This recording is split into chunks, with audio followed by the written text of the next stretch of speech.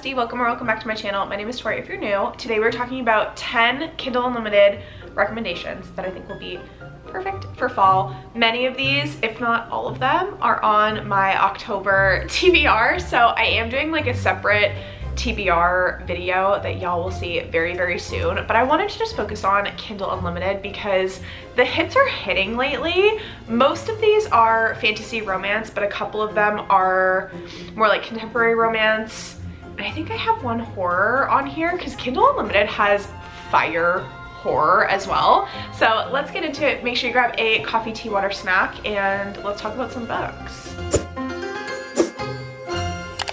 We will start with one that literally everybody and their mother is talking about and I'm seeing absolutely everywhere, and that is Phantasma. This is by Kaylee Smith. It's the first book in a series called Wicked Games. I've heard that this is Caraval meets Throne of the Fallen. I've also heard that this is a Danny Phantom coded fantasy romance. Like, are you joking? He's a phantom. Our main character, Ophelia, and her sister discover that their mother was brutally murdered. Oh my gosh, there's also a deadly competition. The stakes go from dire to deadly when Ophelia finds out that she not only inherited this like death magic from her mother, but she also inherited their estate, or I mean basically an enormous debt on their home that she has to take care of. So her sister decides to enter into this deadly competition called Phantasma. Most contestants don't make it out alive, but the winner is granted one wish of their choosing. But Phantasma is a cursed manor with twisting corridors and lavish ballrooms and filled with enticing demons and fatal temptations. Ophelia will need to face 9 floors of challenges to win if her fears don't overtake her first. When a charming, arrogant stranger claims he can protect and guide Ophelia, she knows that she shouldn't trust him. While Blackwell may not seem dangerous, appearances can be deceptive, but with her sister's life on the line, Ophelia can't afford to turn him away. She just needs to ignore the overwhelming dark attraction, drawing them closer and closer together. As someone who the Caraval books and the Once Upon a Broken Heart books are some of my favorite books of literally all time, I'm such a massive stan of Stephanie Garber. Like, I am her #1 fan. If she has one fan, it's me. If she has no fans, I'm dead. Like, literally, she is my ride or die.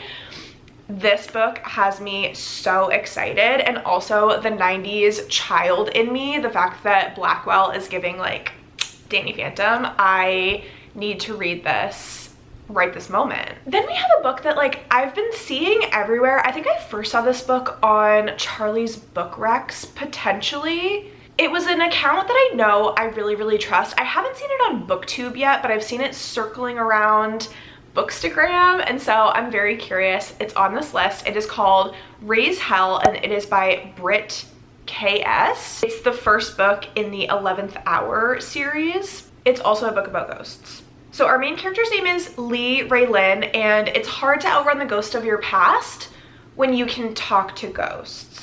Not only did she cause the deaths of her family, she's also a lunar witch bonded with the outlawed element ether. But hiding an illicit gift is almost impossible when you're next in line for the throne and her supply of magical suppressants is dwindling. So when she discovers a way to surrender her title, Lee seizes her chance. Wilder Dunn will do whatever it takes to ascend the ranks of Borealis Blades, so long as it gives him the power to bring his sister's killers to their knees. But as the son of a traitor, he is failing to gain favor with the council. When Wilder agrees to protect the princess ahead of her coronation, he hopes to prove fealty to authority until he discovers the real reason for his employment. With Wilder's help, Lee goes in search of her throne bargaining truth behind Corona's century-old peace treaties. So Lee Raylin is trying to like get rid of her power. She's tired of it. She says, I don't want to freaking do this anymore. Like, actually leave me alone. Wilder Dunn, on the other hand, who is our hero of the story, he wants that power. He kind of wants what she has, and so they form an unlikely alliance. I'm assuming that it's going to be like a begrudging alliance because that's the most fun in situations like this,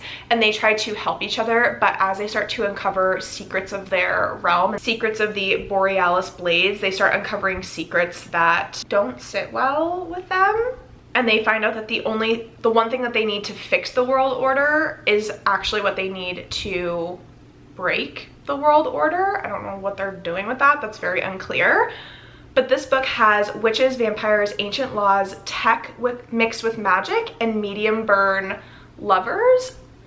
Tech mixed with magic. I don't know if it's an urban romantasy, but if it is, that's a vibe. This next book I've heard pitched as very similar to an Addie LaRue, and I freaking loved Addie LaRue. I also feel like that's the perfect type of book I look for in the fall. It's a little bit slower paced. It has a really good story. It's very character driven. My understanding is this is faster and it has a little bit more of like a plot driven story, and that is Peaches and Honey by R. Rada. So we have a shape-shifting god, an immortality granting Peach, and a woman gifted with forever. In England in 1184, Anna was used to hunger and hardship ever since she was 17. When the pale shadows of her vitiligo were spotted, she has spent more than a decade struggling to survive alone and in exile. A single act of kindness towards a beautiful stranger fixes her situation, and the taste of a divine peach changes Anna's life forever. Suddenly her body is untouched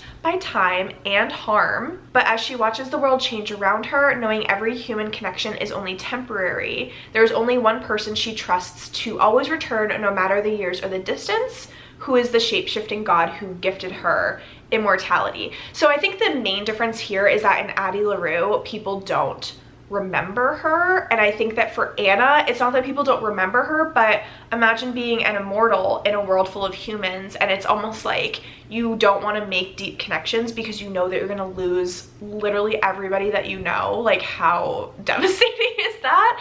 I love books with a touch of devastation. And then the last thing that I'll say, I've heard that this writing style is really beautiful, and it is a little bit more descriptive, like it's a little bit more of a dense writing style, but I've heard that it's really fun to read, and it's not like super crazy overly long. It's only 320 to like 350 pages, whereas Addie LaRue was like more of a chunky book. So I think that this one will be so perfect. I'm so excited to get to it.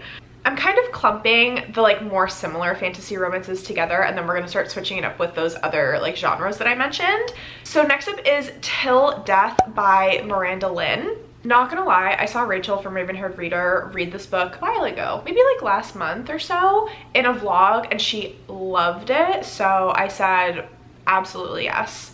It's a dark fantasy, it's a new adult. Quite a lot happens in this. Oh, I've mentioned this book before actually. So we have a society called Requiem, and long ago they were plagued by war, they were abandoned by the gods, but death came in and saved the situation for the suffering people, giving each soul 100 years of immortality, and then he also instated 2 maidens, one of life for healing and comfort, and one of death, the only person in the world with the ability to kill. Generations later, one of those maidens is missing, and Princess Dianara is nothing more than a trained weapon.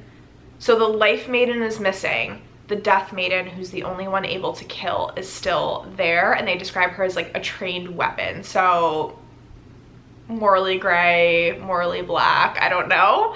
She is the enemy of this land, but when she's given the chance to bring peace through marriage and finally show her father's kingdom her worth, she is viciously tricked into marrying the wrong man, ruining the future of the damaged realm. Her only hope is to give something back to the world, to find the missing life maiden. An arranged marriage and you marry the wrong man, girly pop. How does that happen? I guess we'll have to read to find out. Okay, let's jump to the more contemporary romance that I have on here. I feel like this gives The Dead Romantics. Yes, The Dead Romantics by Ashley Poston, which I never actually read, and I really should because I feel like I would vibe with it, but anyways, that is the compare that I have. This book is called Pumpkin Spice and Poltergeist, and it is by Allie K. Mulford and K.L. Morrison. This book is sapphic, it's feel good, it's silly goofy. If you liked a book like The Ex-Hex, I think you would love a book like this. We have a sapphic paranormal type romance. So we have our witchy girly, her name is Jordan. The last thing the apothecary witch had on her mind was romance, but when she got witchy wasted and she cracked open the coffin of her love life, she accidentally conjured the ghost of her ex-girlfriend. Now she's in trouble because her ex-girlfriend promises to haunt her until she finds someone new. Enter Harlow, the new girl in town who just wants a job in her sister's cafe, but she discovers that the spooky town of Maple Hollow is more than just a gimmick.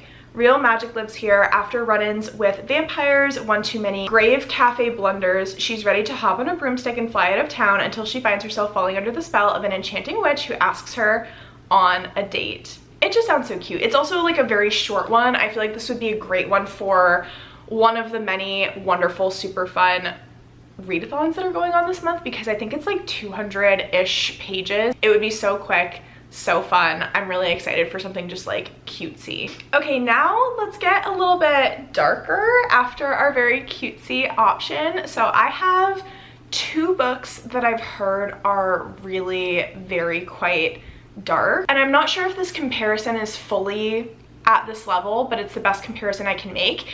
If you read like a cat and mouse duet, I think that these books would be fairly comparable because they do get into the like dark romance aspects. So we have A Dance Macabre. This is by Naomi Loud. We are in the city of Pravatia. It's home to the wicked, depraved, and perverse. There's deviant desires, there's twisted cravings. Every soul fated to this damned city worships at these altars. There's 6 bloodlines that are devoted to our darkest proclivities that are destined to rule the city.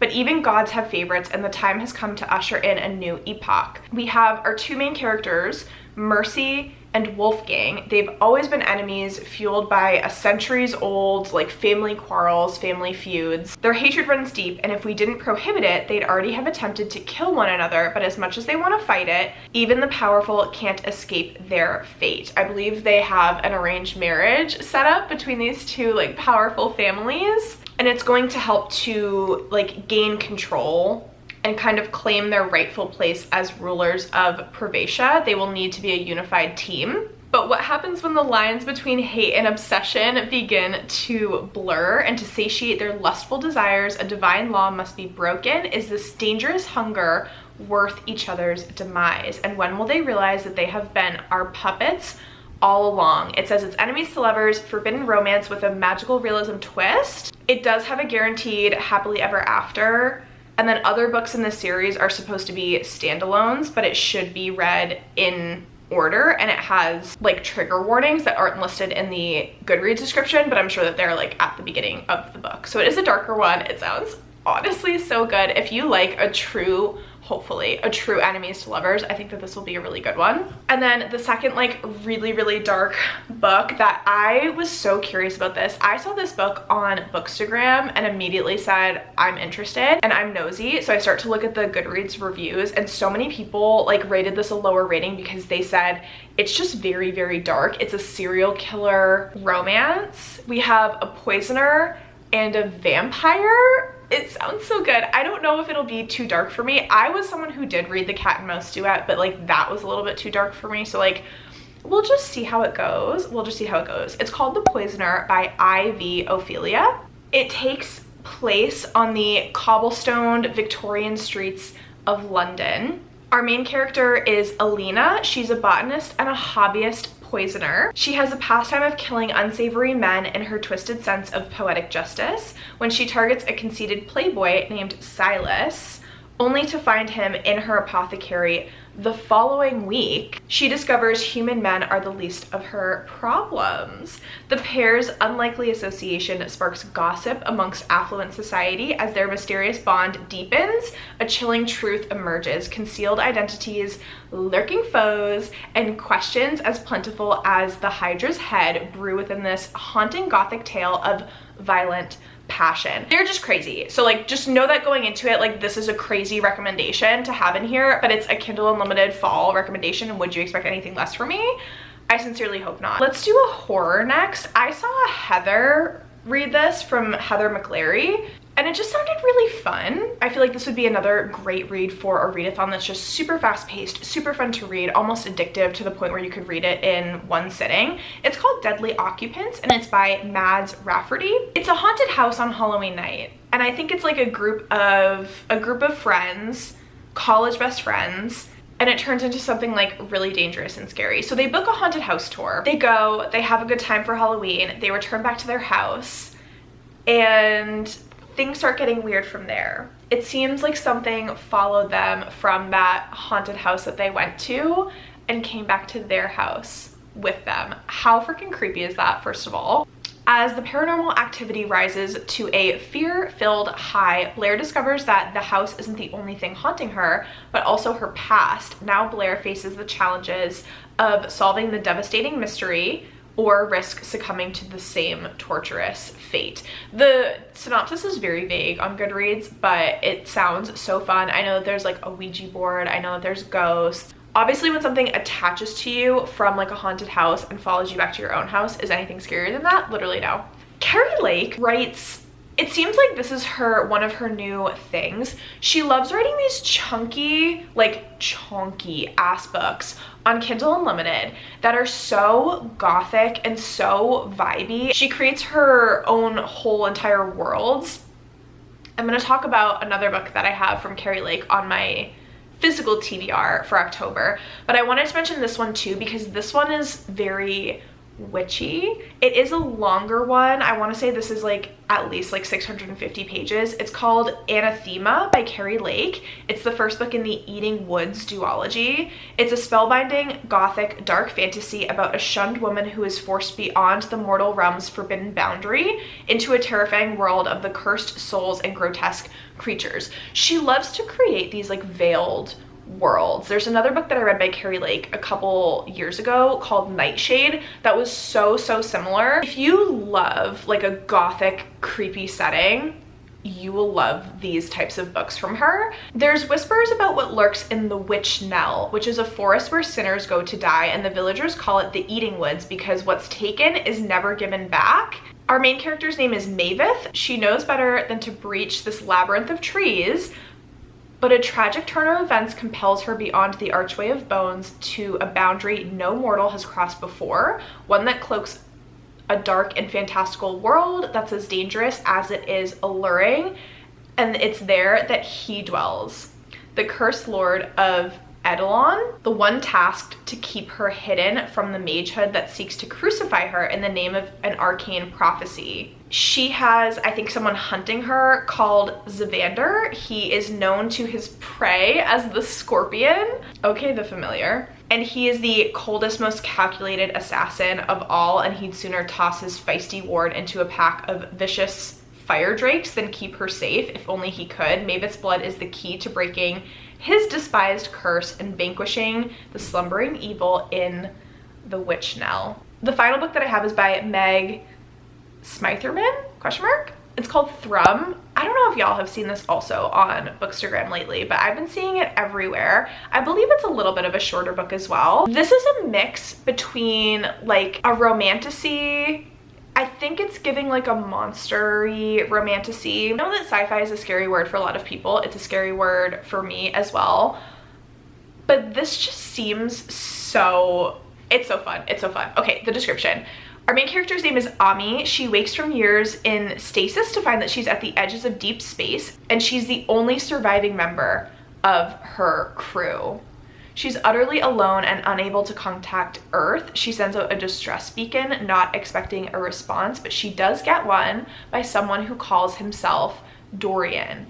She's welcomed onto his ship, which is so freaking scary, like what? As he offers her assistance in any way he can, but nothing on Dorian's ship is as it seems. And as Ami tries to navigate the maze of hallways and first contact with this alien being, a deep hum begins to resonate, haunting her as if the ship itself is whispering to her.